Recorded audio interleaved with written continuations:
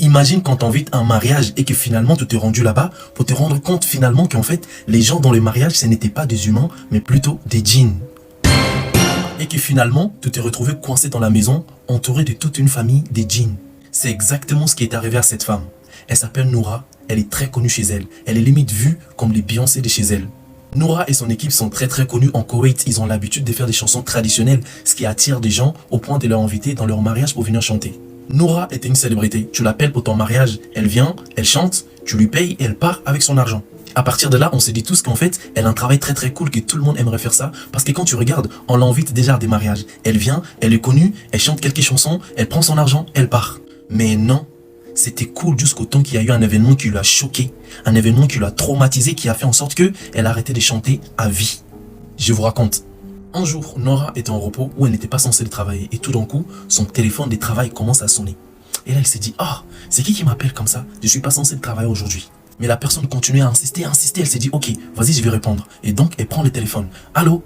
Et là, la personne qui lui a appelé, c'était une femme. Et directement, elle lui dit, est-ce que c'est Noura? Et là, elle lui répond, elle lui dit, oui, c'est bien Noura au téléphone. Et là, elle rajoute encore en disant, est-ce que c'est Noura, la célébrité, la chanteuse très connue? Et là, elle dit, oui, c'est moi. Et là, elle lui dit même, merci, c'est gentil. Et là, directement, la femme au téléphone lui dit, oh, merci beaucoup d'avoir répondu. Tout le monde t'aime ici, les gens, ils t'adorent énormément ici. Est-ce que tu peux venir au mariage de ma fille ce soir?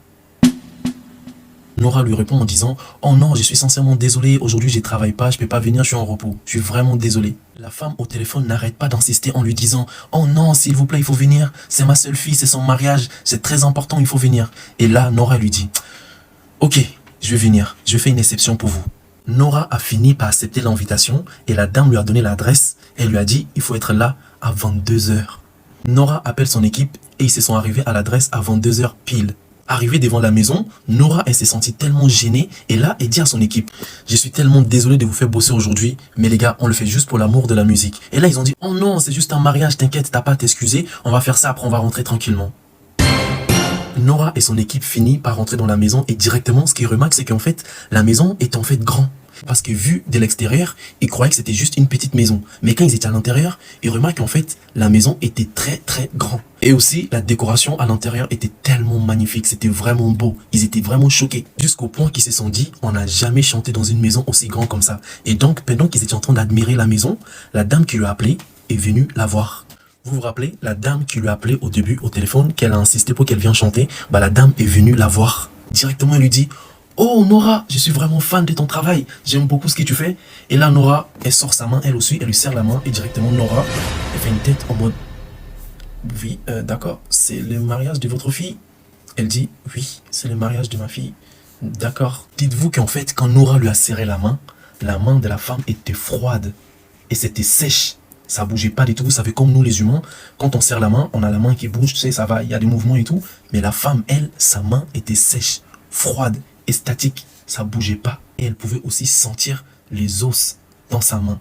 Donc, quand Noura a senti ça dans sa main, elle a trouvé ça vraiment bizarre et elle voulait pas faire peur à son équipe. Du coup, elle a rien dit. Noura lui demande, et donc on se met où pour chanter? Et la dame lui dit, là-bas. Et là, elle a dit, d'accord, ok. Elle appelle son équipe, ils se sont mis dans le coin, ils ont commencé à chanter, comme d'hab. Tout le monde kiffe, ça danse, tout se passe bien.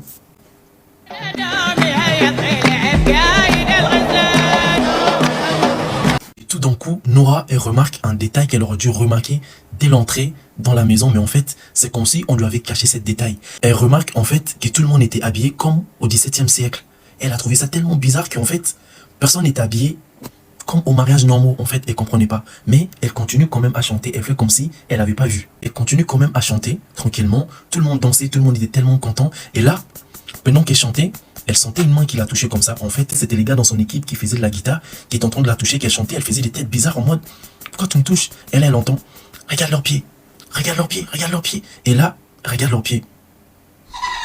Elle voit qu'en fait, c'est des pieds des chèvres. Et c'est à partir de là qu'elle s'est rendue compte qu'en fait, depuis les débuts, elle chantait avec des djinns. Et dites-vous que Noura avait remarqué ça dès le début quand elle a serré la main de la femme au tout début quand elle est rentrée dans la pièce. C'est à partir de là qu'elle a commencé à sentir des trucs bizarres. Et donc, il continue quand même à chanter. Mais vous voyez qu'en fait, il y a la peur qui commence à s'installer entre eux. Et ça chante pas bien et tout. Les gars qui fait de la guitare, il dit à Noura, viens, on se casse. Il devient trop chelou là. Parce qu'en fait, les djinns, ils ont commencé à danser bizarrement. Ils s'arrachaient des morceaux de leur tête. Ils faisaient des sauts bizarres. Ils criaient bizarrement. Elle entend, mais elle peut pas répondre parce que c'est elle qui chantait. Et quelques minutes après, Noura, elle s'approche de la femme qui lui a serré la main au début. Elle lui a dit, écoute, on veut faire une pause. Est-ce qu'on peut aller se mettre dans les pièces à côté parce que là, il fait chaud, on est fatigué, ça fait depuis un moment qu'on chante. La femme lui a dit, ok, ils se sont rentrés dans la pièce, ils ont fermé la porte. Et là, Noura, elle a dit, personne ne bouge. Personne ne bouge de cette pièce, on va rester là jusqu'au temps qu'on va trouver une solution. Et là, il y a quelqu'un dans son équipe qui dit, tu veux qu'on meure ici ou quoi? Donc Noura lui répond, écoute, j'ai remarqué qu'en fait, quand ils nous ont invités pour venir chanter, ils nous ont dit d'être là avant 2h. Pourquoi? Ce n'est pas une coïncidence. C'est parce qu'avant 2h, il fait nuit et c'est qu'à ce moment-là qu'il peut se transformer comme ça. Et donc, ce qu'on va faire en fait, c'est qu'on va retourner dans la salle, on va faire semblant de faire de la musique jusqu'au temps que le soleil va se lever. Et c'est là qu'on peut partir. Il ressort de la petite pièce qu'ils sont partis prendre la pause. Il revient, ils font semblant qu'ils sont en train de chanter. Et là, Noura, elle remarque qu'en fait, il est minuit pile. Et donc là, ils sont obligés de chanter pendant 4 heures ou 5 heures de suite avant que le soleil se lève. Et donc, ils ont continué à chanter. Et là, ils ont commencé à faire des trucs bizarres. Imagine que toi, en tant qu'artiste, tu entends de faire de la musique, tu joues à la guitare, tu chantes, et tu vois des esprits en face de toi, en train de faire des bruits bizarres, en train de sauter, et il y a même certains d'entre eux qui sont en train d'arracher leurs oreilles, les yeux, les nez, la bouche, ils jettent par terre, ils dansent, mais vraiment de manière bizarre. Noura et son équipe sont restés, ils ont continué à chanter. Il y a même les guitaristes qui ont commencé à vomir, parce qu'en fait, il faisait chaud. L'odeur à l'intérieur, c'était invivable. Pendant qu'ils étaient en train de chanter, Noura, elle regarde l'heure et voit qu'en fait, il était 4 heures pile. Et tout d'un coup, tous les djinns ont arrêté de bouger. Personne ne bouge. Ils ont tous resté statiques. Il n'y a personne qui bouge. Et la décoration et la maison commencent à s'écrouler. Et là, c'est à ce moment qu'ils se sont dit, on va partir en courant. Ils sont sortis de la maison en vitesse. Ils arrivent dehors. La maison, elle ressemble à ça. Mais attendez. Vous vous rappelez, à 10h, quand ils sont arrivés là-bas, la maison, elle ressemblait à ça. Mais là, quand ils sont sortis, la maison, elle ressemble à ça. En fait, c'était juste une illusion en fait qui a été créée par les djinns. Et donc, pendant qu'ils étaient en train de courir dans la rue, pour être sûr qu'en fait, il y a personne qui est en train de leur poursuivre, ils croisent un gars. Et les gars leur demandent, mais attends, pourquoi vous êtes en train de courir comme ça? Après que Noura et son équipe ont expliqué ce qui leur arrivait dans cette maison, les messieurs qu'ils ont croisés pendant qu'ils étaient en train de courir leur dit une dinguerie. Quelque chose qui confirme tout ce qu'ils ont vécu dans la soirée. Il leur dit, cette maison a été abandonnée avant même que j'étais pas né.